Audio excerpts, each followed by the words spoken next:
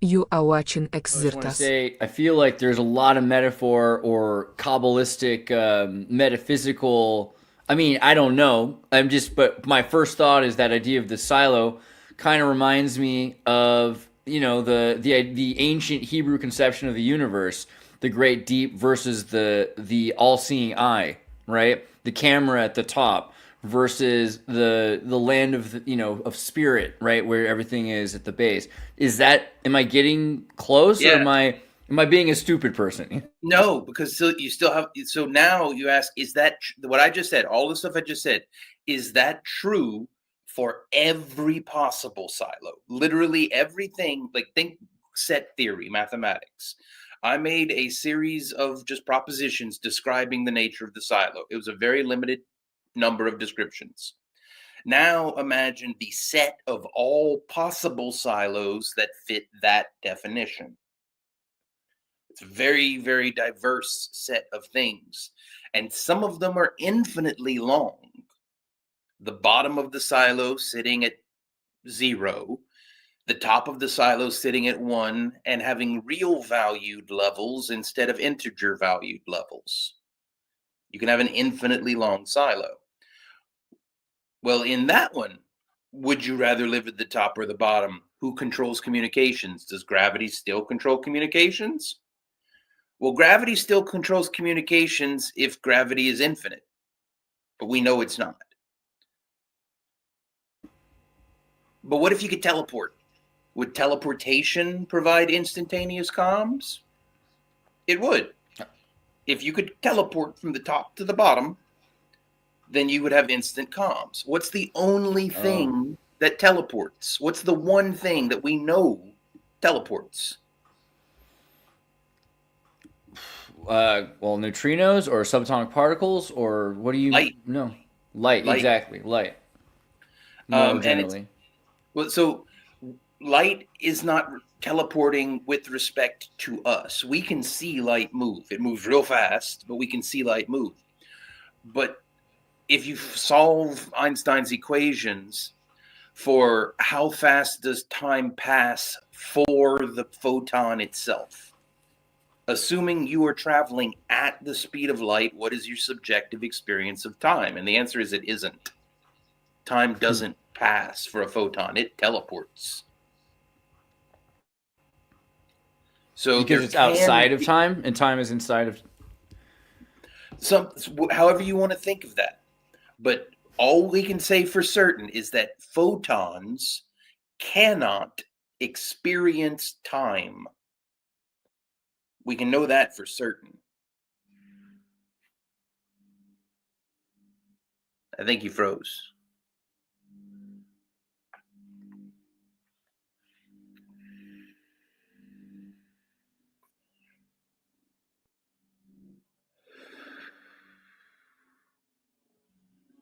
I think maybe you understood what I meant when I said photons can't experience time.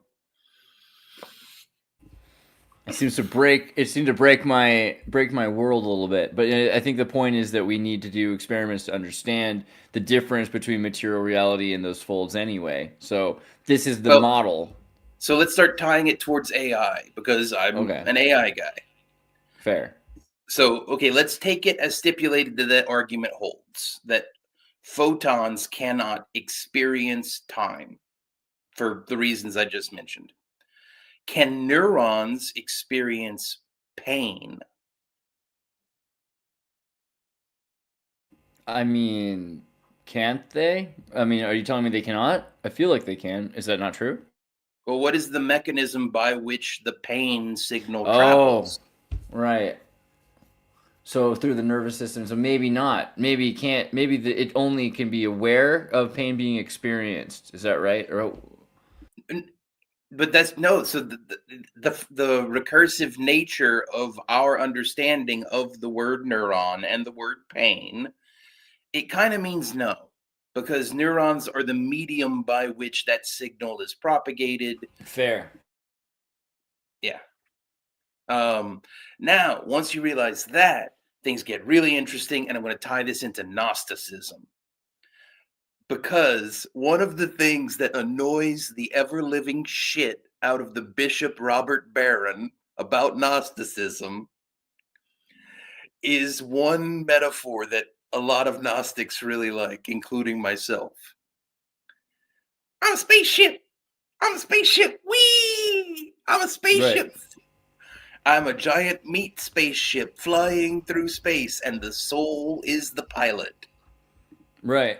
Yeah, and it's sort of infinite and eternal, yet somehow separated to feel finite. Exactly. This does Yeah. some. This is the kind, which ironically seems like a very Jesuit Catholic metaphor. I don't know why Barron has to be such a wussy sometimes. You know. Yeah. Well, so I'm also a soldier. Remember, that was part of how I read. Oh, comms. You can make comms on the silo with the dropping of the balls, with gravity. Right. The ball could have a message in it. Yeah. So you Yeah. could beat that soldier, not just you don't just drop a ball in someone's head. Like the soldiers the communicator is racing against the laws of what you called gravity itself, right? Against free Yeah. fall.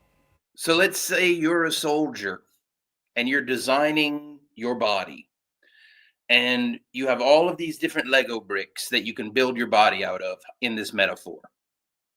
And one of them is a clear Lego brick, and that brick is the soul. Do you put the clear Lego brick inside the body or outside the body if you're a soldier? Wow. Okay, so this is something we were talking about earlier and how this changes. Whether or not you would want to be able to, because the soul seems like something that's maybe in some respects thought of as the battery pack for the Lego body, but could you have it on the outside? And for some reason, even though it makes sense to me for it to be on the inside, I like the idea of it being on the outside because it feels part of that transceiver thing with everything else. So, But if you're a soldier, don't you need to protect it? well, let's say you believe that there is some kind of mystical connection between the soul and the body that transcends space and time. If your body dies, do you want your soul to die? No way, yeah. So you got to protect it. Now, here's a question. Is it easier to go pew pew from inside the body or outside the body? Is it? I mean, I don't know. It seems like it could be. You could justify it being. You could compensate either way. But from inside the body, I mean, again, we're talking about the lack of distance and time. It's a little bit less. No, but this is just it. We can observe this. We have eyes. There's a Mhm. camera in the silo. Remember, one of the things about the silo is there's a camera. Right. And we know the camera is outside. We know those two facts. So we have some ability to gain sensor data from external, from the silo. We know that's true. We have an innate sense of inside, outside. We're born with that. And our sensors, for the most part, point outside. Most of our sensors are measuring stuff happening outside the body. We have all kinds of subconscious sensors gathering data inside the body, but we don't think about those very much. Very few people are doing manual breathing most of the time. So then maybe it's better to be outside the body. Just a thought, because then you've got levels of defense. It has to come through the outside shot before it gets to the inside. Is that correct? Well, so if you put the soul inside the body, they have to pew pew through the body before they can get to the soul. Yeah. All right. But if they pew pew the body and the soul's in a box somewhere else, let's say, like in an Akashic server net, that it could get a new body at any time, then that would also be beneficial. Yeah.